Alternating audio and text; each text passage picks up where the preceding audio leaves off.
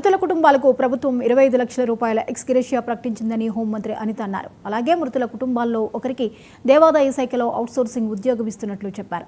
ఘటనపై విచారణకు ముఖ్యమంత్రి ఆదేశించారని చెప్పారు.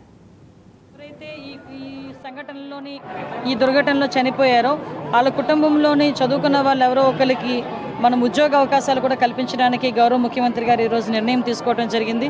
ఎప్పటికప్పుడు ఈరోజు ఆ క్షతగాతులు ఎవరైతే చనిపోయారో వాళ్ళందరికీ కూడా వాళ్ళ కుటుంబాలందరికీ కూడా బాసటగా నిలబడాలి, వాళ్ళ కుటుంబాలందరికీ కూడా ధైర్యం చెప్పాలని ఇక్కడ నన్ను అదేవిధంగా కొండపల్లి శ్రీనివాస్ గారిని మన సత్యప్రసాద్ గారిని అందరినీ కూడా మినిస్టర్స్ అందరినీ కూడా ఇక్కడే ఉంచడం కూడా జరిగింది.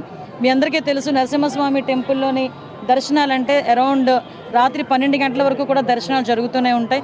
అందువల్లనే ఎటువంటి ఆటంకాలు కలగకూడదు, భక్తులకు ఎటువంటి ఇబ్బంది కలగకూడదు అని చెప్పి మేము కూడా గౌరవ సీఎం గారికి మేము ఇన్ఫామ్ చేయడం జరిగిందండి. మొత్తం అంతా కూడా క్లియర్గా ఎక్స్ప్లెయిన్ చేయడం జరిగింది. అందువల్లనే సీఎం గారు కూడా ఇక్కడ ప్రజలకు కానీ ఇక్కడ ఎవరైతే భక్తులు ఉన్నారో వాళ్ళకి ఎవరికి ఇబ్బంది కలగకూడదనే ఉద్దేశంతోనే మాకు మినిట్ టు మినిట్ మానిటరింగ్ చేస్తున్నారు. ఎవ్రీ టైం మేము అక్కడికి ఇన్ఫర్మేషన్ కూడా ఇస్తున్నాము. దయచేసి ఇక్కడున్న పత్రికా సోదరులు కానీ రాజకీయ ప్రజాప్రతినిధులు కానీ అందరూ కూడా నేను ఒకటే కోరుకుంటున్నానండి, ఇది ఆపత్కాల సమయం. మిగతా అరేంజ్మెంట్స్ అన్నీ కూడా చాలా అద్భుతంగా జరిగినాయి. మీ అందరికీ కూడా తెలుసు. ఎక్కడ కూడా లైన్ అనేది ఆగకుండా వాళ్ళకి ఎటువంటి అసౌకర్యం కలగకుండా లైన్ అనేది సాఫీగా సాగుతుంది. దర్శనాలు అన్నీ జరుగుతున్నాయి.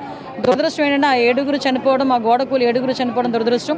ముఖ్యంగా ఈ గోడ ఎందుకు కూలింది, ఎలా కూలింది, దాని మీద కూడా గౌరవ సీఎం గారు ఒక కమిటీని ఏర్పాటు చేసి అది నిజ నిర్ధారణ కమిటీయా లేకపోతే మనకి ఎందుకు అలా జరిగింది, ఆ ఇన్సిడెంట్ ఎందుకు అలా జరిగింది అన్న దాని మీద ఒక నివేదిక 2 రోజుల్లో ఇమ్మని చెప్పి గౌరవ సీఎం గారు కూడా ఆదేశించడం అయిందండి.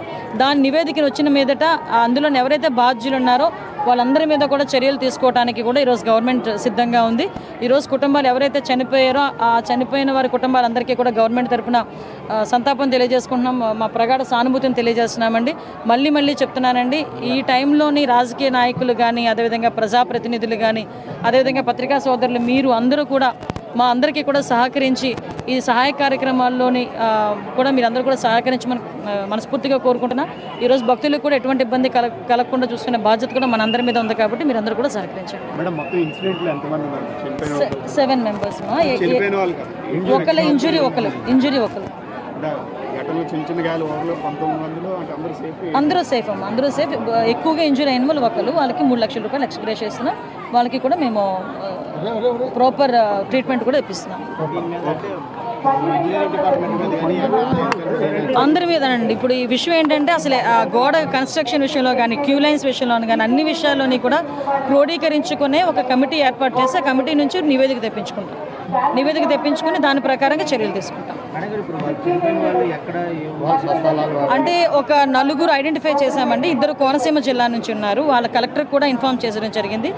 ఒకళ్ళు అడవివరంకి సంబంధించిన వాళ్ళు ఉన్నారు, ఇంకొకరు విశాఖపట్నం రూరల్కి సంబంధించిన వాళ్ళు ఉన్నారు. ఇంకా చనిపోయిన వాళ్ళ ఫొటోస్ కూడా మేము వాళ్ళ డిపార్ట్మెంట్ వాళ్ళకి కూడా పంపించుకున్నాము. ఐడెంటిఫై అయిన వెంటనే వాళ్ళు పోస్ట్ మార్టంను పూర్తి చేసి వాళ్ళ బాడీస్ వాళ్ళకి వచ్చారు.